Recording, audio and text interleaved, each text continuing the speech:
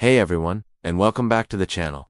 Today, we are rediving into one of the most fascinating and discussed parts of the Bible, the Book of Revelation. It can seem a bit intimidating, but let's break it down together. We're going to start with chapter 2, which begins a series of personal letters from Jesus to 7 specific churches in what is now modern-day Turkey. Think of these as spiritual report cards. Each letter follows a similar pattern. Jesus introduces himself with a powerful description. Then he praises the church for what they're doing right, points out where they need to improve, gives a warning if they don't change, and finally, offers a promise to those who overcome. The first letter is to the church in Ephesus.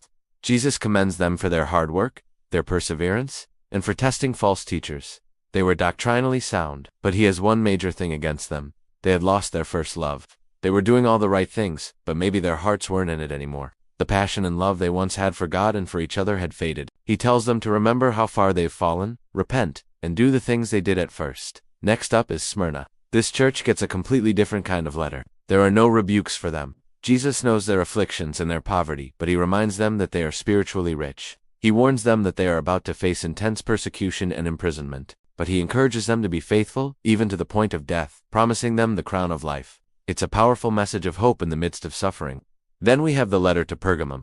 This church was located in a city that was a major center for emperor worship and pagan cults. Jesus praises them for holding fast to his name and not denying their faith, even when one of their own was martyred. However, he rebukes them for tolerating false teachings within their community, teachings that led people into sin and compromise. He calls them to repent, warning that he will fight against those who hold to these false teachings. Finally, in chapter 2, we have the letter to Thyatira. This is the longest of the 7 letters. Jesus praises their love, faith, service, and perseverance, noting that they are doing more now than they did at first. But he has a serious issue with them.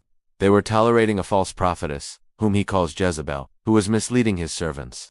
He gives her time to repent, but she refuses. The message is a strong warning against tolerating sin and false doctrine in the church community.